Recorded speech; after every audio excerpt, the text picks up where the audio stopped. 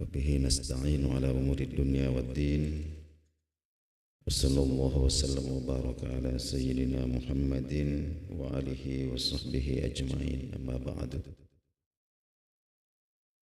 بعد الأذكار المسنونة. معاشر المسلمين والمسلمات, Majlis subuh rahimakumullah. Alhamdulillah, subuh hari ini kembali kita mengucapkan alhamdulillah atas nikmat-nikmat Allah Subhanahu wa taala kepada kita, terutama kita masih dipekerjakan di dalam ketaatan kepada Allah Subhanahu wa taala. Subuh hari ini kita masuk pada sebuah tema masih terkait dengan zikir, yaitu ba'dul azkaril masnunah. Zikir-zikir yang disunnahkan. Ada banyak sekali sebenarnya. Pada kesempatan ini kita akan sampaikan beberapa yang inti daripada sebahagian dari zikir-zikir yang disunnahkan. Yang pertama adalah afdhalul zikri la ilaha illallah. Nah, induknya segala zikir itu, seutama-utama zikir itu adalah kalimah la ilaha illallah.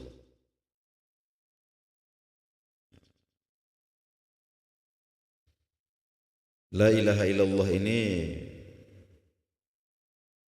ma'asyiral muslimin dan muslimat sekalian, ini banyak namanya. Di antaranya ini disebut sebagai kalimatu haqqin, kalimat yang hak. Maknanya itu ini kalimat kebenarannya absolut, pasti benar. Jadi, siapapun yang mengucapkan pasti benar. Jadi disebut kalimatu haqqin. Artinya kebenarannya itu tidak bisa dipengaruhi oleh perilaku orang yang mengucapkan. Nah, makanya dalam hadis itu kita sering dengarkan, ya, man qala la ilaha illallah, barang siapa yang mengucapkan, siapa saja yang mengucapkan la ilaha illallah, dakhalal jannah. Ya, ujung-ujungnya nanti itu pasti masuk surga. Ya, pasti masuk surga. Wa in zana, ya, meskipun dia pelaku zina. Wa in saraqah, meskipun dia mencuri. Itu disebutkan oleh Nabi sallallahu alaihi wasallam. Ya, hadis ini bukan bermakna bahwa Islam ini mentoleransi persinahan, mentoleransi pencurian, tidak.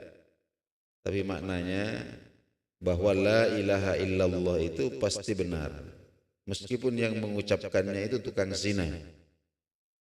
Ya, meskipun yang mengucapkannya itu adalah seorang pencuri.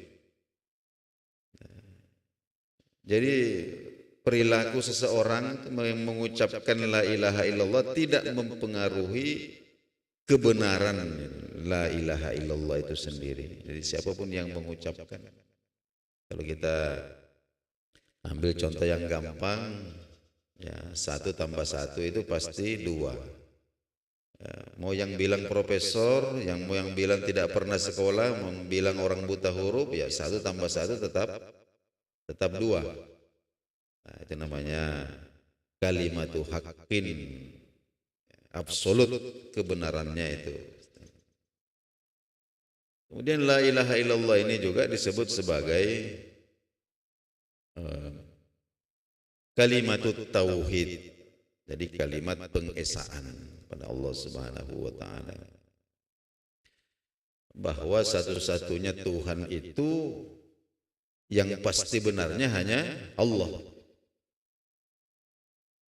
Jadi Tuhan yang hakiki itu hanya Allah. Jadi tidak bisa kita mengatakan banyak Tuhan. Tuhan itu cuma satu. Satu-satunya, tidak ada duanya, Allah Subhanahu wa taala. Selain Allah itu bukan Tuhan, hanya dituhan-tuhankan saja. Nah, atau dilantik-lantik saja jadi Tuhan. Contoh, umpama ada orang yang bersujud menyembah kepada batu, kepada berhala. Ya, ada dulu berhala-berhala tempo dulu. Ada namanya Lata, namanya Uzza, namanya Manat. Ini semuanya patung, patung batu. Itu kalau umpama ada orang yang katakanlah baru tiba di dunia ini, ya, kemudian diperlihatkan kepadanya Lata, Uzza, Manat, kemudian ditanya, itu apa? Pasti mereka bilang itu batu. Tidak mungkin mereka bilang itu Tuhan. Kenapa? Karena ketuhanannya itu hanya disemat-sematkan. Jadi dalam Quran Allah Subhanahu wa taala mengatakan, in hiya illa asmaun sammaitumuha antum wa abaukum. Bahwa ketuhanan berhala-berhala itu kalian yang bikin. Kalian yang bikin. Hakikatnya itu tidak ada. Hakikatnya itu batu. Nah, sama seumpama seperti kita ada orang yang hidup di zaman Nabi Isa itu ya, bertemu dengan Nabi Isa yang rupanya manusia, makan, minum, berdoa, ya, punya hajat seperti manusia pada umumnya dan lain sebagainya. Itu kalau mereka ditanya itu Tuhan atau manusia, pasti jawabannya adalah manusia. Ya, adapun kemudian belakangan ini dituhankan, nah itu hanya asmaun sammaitumuha. Ya, jadi itu hanya dilabeli sebagai Tuhan, tapi hakikatnya itu bukan Tuhan. Nah, jadi Tuhan yang asli itu hanya satu, tidak ada duanya. Nah, itulah pencipta langit, pencipta bumi. Nah, itu Allah Subhanahu wa taala. Nah, makanya disebut sebagai kalimatut tauhid, kalimatut tauhid. Nah, la ilaha illallah ini disebut juga kalimatun munjiyah. Jadi kalimat yang menyelamatkan. Jadi ada orang kafir 60 tahun. Ya, orang kafir 60 tahun. Ya, mengucapkan la ilaha illallah menjelang mati, maka dia pasti selamat. Allah pasti ampuni semua dosa-dosanya. Ada orang muslim selama 60 tahun.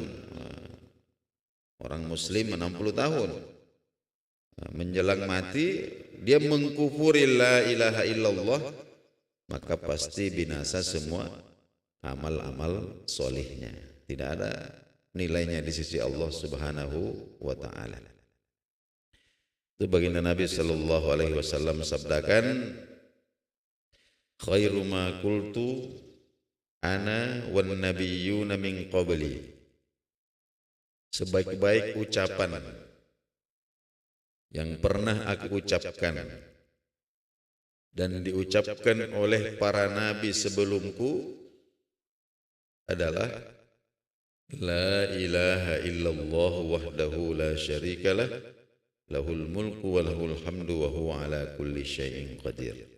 Kalau kita teruskan, jadi yang pertama itu la ilaha illallah, kemudian diajarkan oleh baginda Nabi sallallahu alaihi wasallam. Bahkan ini zikirnya para nabi sebelum baginda Nabi sallallahu alaihi wasallam. Ada 24.000 nabi diutus Allah Subhanahu wa taala. Mereka punya zikir ini adalah la ilaha illallah wahdahu la syarikalah lahul mulku wa lahul hamdu wa huwa ala kulli syai'in qadir. Itu yang pertama. Kemudian yang kedua adalah istighfar. Jadi minimal sehari ini kita ada zikir la ilaha illallah wahdahu la syarikalah lahul mulku wa lahul hamdu wa huwa ala kulli syai'in qadir. Ya, 10 kali, 20 kali, 30 kali. Ya. Kemudian ada juga istighfar kita.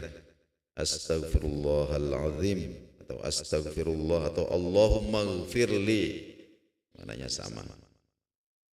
Intinya adalah memohon ampun kepada Allah Subhanahu wa taala.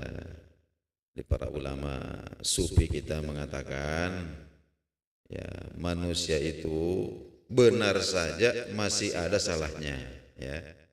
Jadi manusia itu benar saja masih ada salahnya, apatah lagi kalau memang sudah salah. Nah, jadi ada ungkapan para ulama tasawuf itu mengatakan bahkan setelah kita melakukan kebaikan itu, nah, kita istighfari juga. Ya, kenapa demikian? Ya, karena ketika kita melakukan satu kebaikan, nah, pasti ada kebaikan yang lain yang kita tinggalkan. Ya, tapi alhamdulillah ketika Allah Subhanahu wa taala menghidupkan kita berpindah dari satu kebaikan menuju kebaikan yang lain. Jadi ada kebaikan yang kita lakukan, tapi pasti ada kebaikan lain yang kita tinggalkan juga. Nah, itu istighfar. Jadi istighfar itu enggak harus menunggu berdosa dulu. Nah, nanti ada orang disuruh beristighfar, terus dia bilang, dosaku apa? Dia tidak tahu dosanya apa. Itu perlu diistighfari juga. Nah, istighfar ini baginda Nabi sallallahu alaihi wasallam sebutkan, man lazimal istighfar, siapa yang melazimkan istighfar. Makna melazimkan ini adalah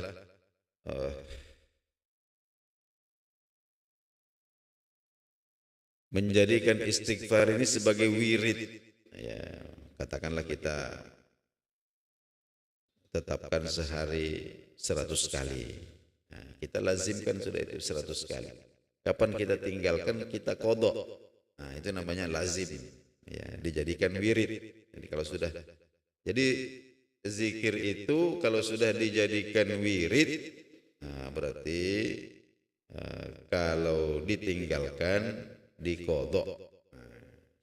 Jadi man lazimal istighfar, siapa yang melazimkan istighfar, maknanya menjadikan astagfirullah ini sebagai wirid, maka ja'alallahu lahu min kulli dhaiqim makhraja.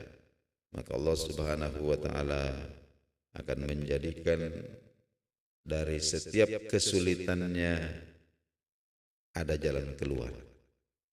Wa min kulli hammin, dari setiap kesusahannya farajan, ada penghiburan. Wa razaqahullahu min haitsu la yahtasibu, dan Allah akan memberikan rezeki kepadanya dari arah yang tidak pernah dia sangka-sangka.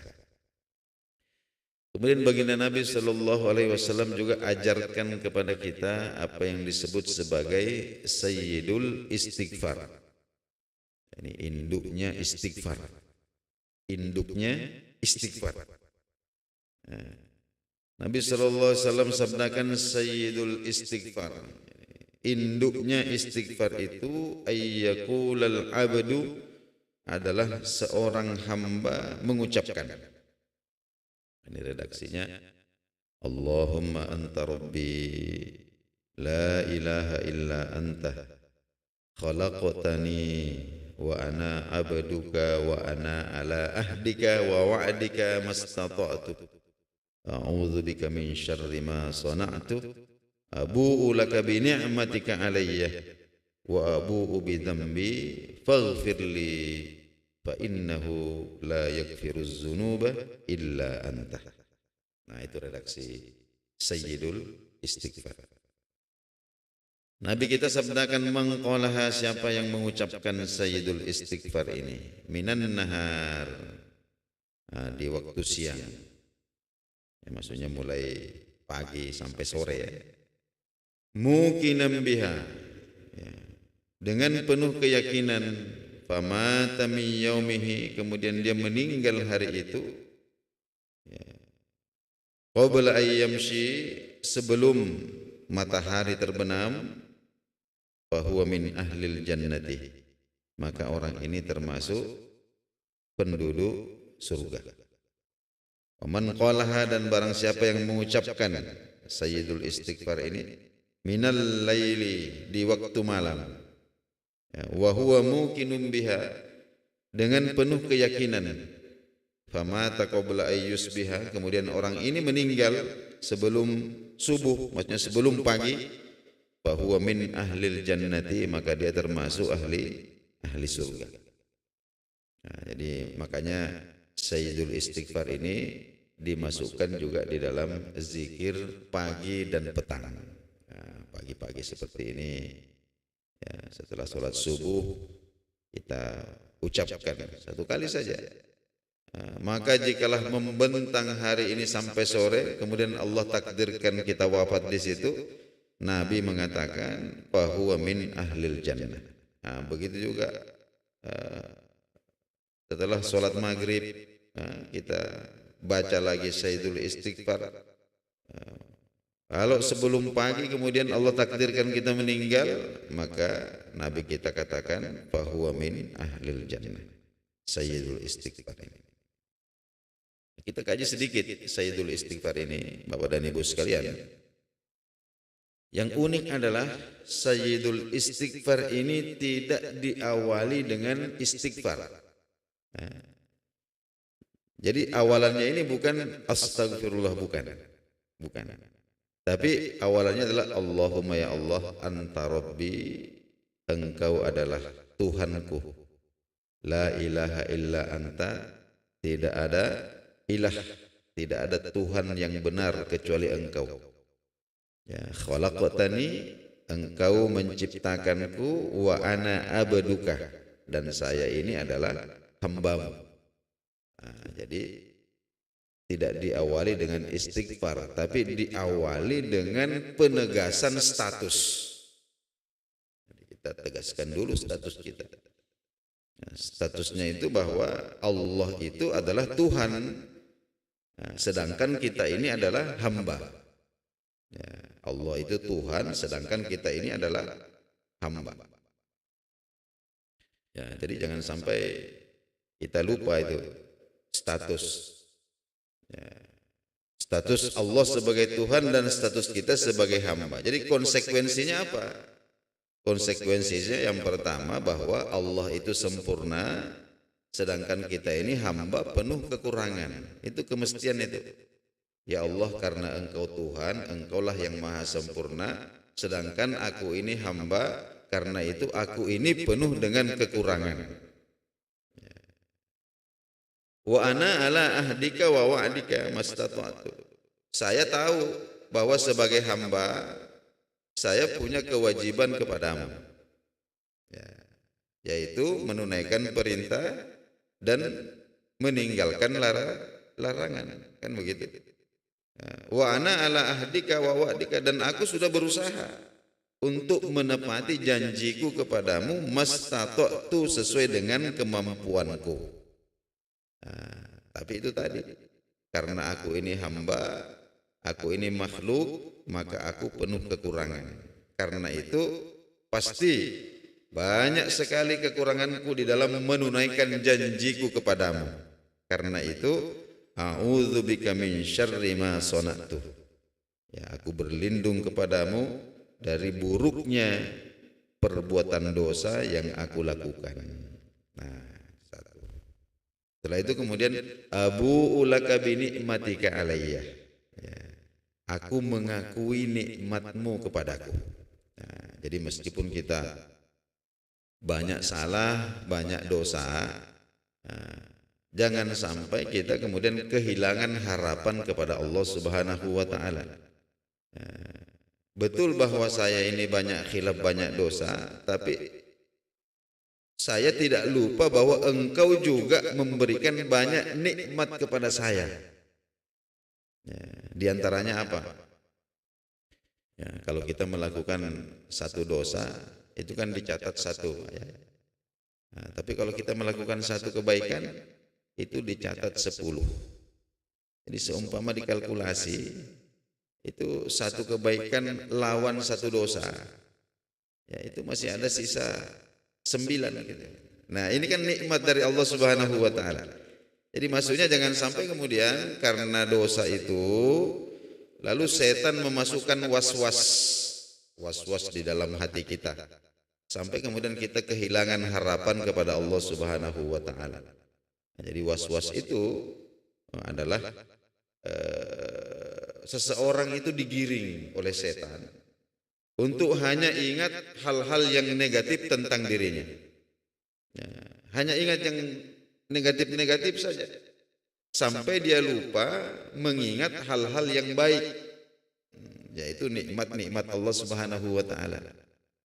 Ya, jangan sampai karena ada kesalahan yang kita lakukan lalu kemudian kita melupakan nikmat Allah, yaitu petunjuknya kepada kita untuk melakukan kebaikan. Jadi setiap hari ini kan begitu, Pak. Ya, setiap hari ya kita melakukan kesalahan, tapi kita juga melakukan kebaikan gitu. Nah, jadi untuk kesalahannya kita istighfar kepada Allah, tapi kebaikan-kebaikan ini jangan lupa juga disyukuri dengan mengucapkan alhamdulillah. Ini maknanya abu ulaka bi nikmatika alayya. Ya, wa abu bi dzambi, dan aku juga mengakui dosaku. Faghfirli, maka ampunilah aku. Fa innahu la yaghfiruz dzunuba, karena sesungguhnya tidak ada yang bisa mengampuni dosa-dosa kecuali Engkau. Nah, kalau bukan kepadamu, kepada siapa lagi? Kalau bukan Engkau, siapa lagi? Nah, itu kira-kira itu makna daripada Sayyidul Istighfar ini. Ma'asyiral muslimin wal muslimat rahimakumullah. Nah, sedikit kita kaitkan antara la ilaha illallah dengan istighfar ini. Allah Subhanahu wa taala menyebutkan fa'lam, maka ketahuilah atau ilmuilah, annahu la ilaha illallah, bahwa tidak ada Tuhan yang benar kecuali Allah, wastaghfir li dzambika. Dan mohon ampunlah, beristighfarlah, mohon ampunlah untuk dosamu. Walil mu'minina wal mu'minat, dan dosanya orang-orang mukmin laki-laki dan perempuan. Nah, jadi ini adalah la ilaha illallah dulu, baru kemudian istighfar. Jadi fa'lam annahu la ilaha illallah wastaghfir. Nah, sehingga Imam menyebutkan bahwa para ulama kita menyebutkan bahwa orang itu tidak bisa istighfar sebelum bertauhid. Ya, artinya ya, istighfar seseorang itu bisa diterima oleh Allah jika seseorang telah beriman kepada Allah. Jadi seumpama begini, ada orang yang baik tapi kafir, ya, orang baik tapi kafir atau murtad lah. Bolehkah kita memintakan ampun kepada Allah untuknya? Nah, jawabannya adalah tidak boleh. Itu malah hukumnya haram. Kenapa? Karena dia bukan ahli tauhid. Ya, bukan ahli tauhid. Nah, tapi jika ada orang mukmin meskipun fasik, ada orang mukmin fasik, suka melakukan dosa, mati, bolehkah kita memintakan ampun kepada Allah untuknya? Oh, boleh. Boleh. Ya, kenapa? Karena orang itu masih masuk sebagai ahli tauhid. Nah, itu maknanya itu. Jadi fa'lam, ilmuilah, ketahuilah dengan baik, annahu la ilaha illallah, bahwa tidak ada ilah, tidak ada Tuhan yang benar kecuali Allah. Wastaghfir li dzambik. Jadi bertauhid dulu, barulah kemudian istighfar kita diterima Allah Subhanahu wa taala. Baik, ma'asyiral muslimin dan muslimat rahimakumullah. Itulah dulu dua yang sempat kita kaji pada subuh hari ini. Masih ada beberapa, insyaallah kita akan lanjutkan pada pertemuan yang akan datang. Mudah-mudahan kajian kita subuh hari ini bermanfaat, lebih dan kurang. Pertama saya beristighfar kepada Allah Subhanahu wa taala. Wallahu a'lamu bis-shawab. Kita akhiri dengan doa kafaratul majlis. Subhanakallahumma wa bihamdika asyhadu an la ilaha illa anta. Assalamualaikum warahmatullahi wabarakatuh.